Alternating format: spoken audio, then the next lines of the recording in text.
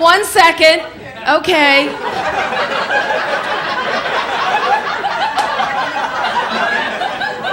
It was so endearing and peculiar at the same time. All right, please, everybody, show a lot of love to Mr. Cliff Connor. Give it up to Mr. Cliff Connor! Hi, guys.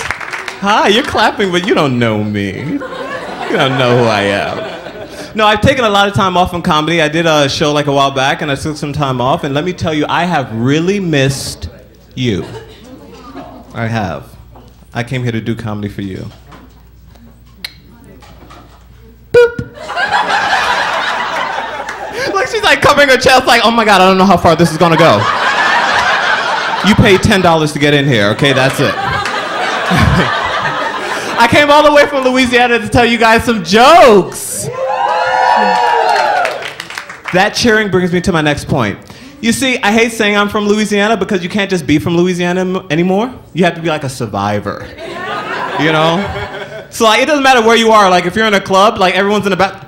You know, Caroline, there's this really cute black guy out there, and I was just wondering if you saw him. Oh, you want to stay away from him. Why? He's from New Orleans. No. But he looks so strong. Well, at least you know he has a good backstroke. But see, the funniest thing about that whole fiasco in New Orleans wasn't actually like, you know, the flooding and all that kind of stuff. It was the mayor. The mayor of New Orleans. You know, like whenever a natural disaster happens, like the media, like the government, they always try to like save face. You know what I mean? Like damage control. So the mayor, he goes on national television and he says, all the black people, they started like moving out of the city because they got like really offended, right? So the mayor goes on television and he's like, New Orleans has always been a chocolate city. Always will be a chocolate city. And loves its chocolate. I have never seen someone so fast screw up a job. Like, I swear to God, like, I couldn't even do it, not even if I walked into my boss's office, took down my pants, and shit on his desk. Like, still, I could not screw up my job that much. Like, could you imagine? Mr. Robinson, I quit. And just to show you I'm not kidding.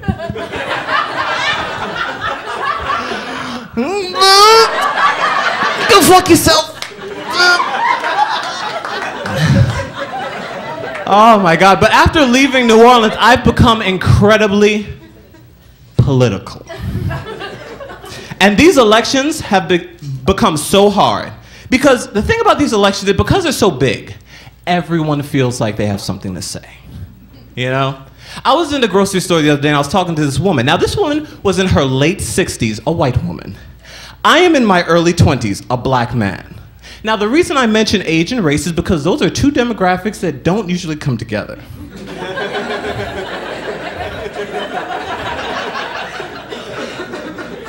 Well, outside of a police lineup, but. So I'm talking to this woman and she says to me, she goes, you know, I'll never vote for Barack. Now that's okay for you black people, you see, because you guys love to see one of your own doing big things. But that is how you guys say it, right? Big things, right? You love to see that, but we white people, we need a lot more qualifications.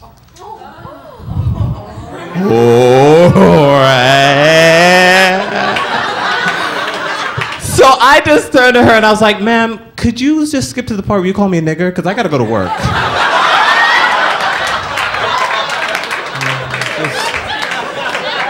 It's getting late. I don't know. So I didn't flip out at first, right? So I let her keep on talking and she follows up with, you know, I'm not gonna waste my vote on Barack. I'm like, waste your vote? What you talking about, waste your vote? Well, because you know, if he gets elected, all they're gonna do is assassinate him. Who assassinates people anymore in America? You know what I'm saying? Like, okay, here's the thing about assassinations. There's my feeling. If you assassinate someone, even though it's murder, you have to be a bit of like a revolutionary. You know what I mean? To think that you with a gun are gonna change everything. All right? We don't have revolutionaries anymore. We have iPhones. We have iPhones. Maybe you could chuck one at the president. I don't know. So I'm thinking to myself, What do I say at this point? I was at a loss for words. But then it came to me. As though God himself had opened up the clouds and chucked a speeding ball of knowledge at my head. You stupid bitch.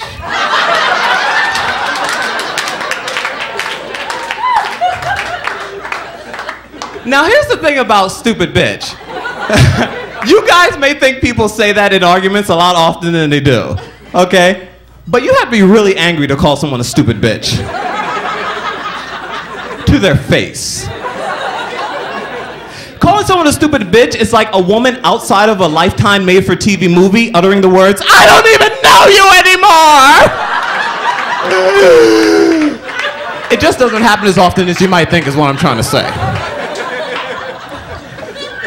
But you know, these elections are all about race, okay? And I'm gonna tell you my take on race. The reason why it's so hard to talk about, I feel, is because it's something that is so relevant to your experience.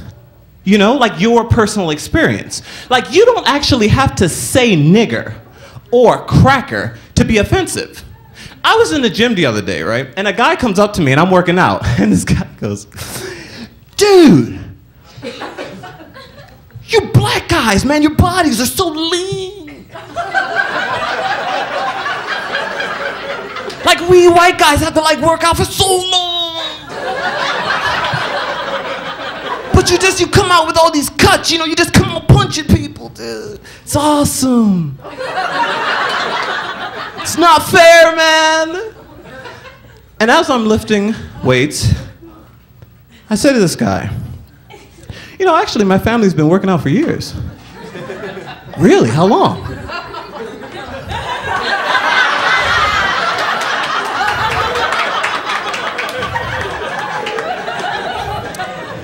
"About 450. And that's without a proper warm-up. Okay? "Oh, wait a minute. You know what? I think getting your feet chopped off and 50 lashes with a leather whip will raise your body temperature a degree or two." So I take that back, okay? Trust me, it's fair. You know, like, I'm saying a white guy could come up here on this stage right now, okay, and do 10 jokes about something relevant to him, like a tanning salon. Now, I'm not saying that would not be funny, but what I'm saying is that me, this black guy, and this black woman will be like, "What the fuck is he talking about?" I will go down and sit next to her and we'll be like, she's like, "Do you understand? I mean, the white people are clapping. He seems funny." We're like, "I don't know, just clap, bitch." They get it. But I try not to be like, you know, a stickler about race and everything, you know what I mean? That's why I left New Orleans and I came to New York, the melting pot. But I love New York, and not for the melting pot reason. I love New York because of the subways. That's why I came to New York to ride the subways. It's so much fun to me. It is, because the craziest thing is you see the dumbest people on the subway. And why be dumb at that point when there's so much heavy machinery flying around? My favorite guy is the guy who gets on the subway and doesn't grab onto anything. You know what I mean? Like, he just stands there. And then the train starts moving and he like stumbles.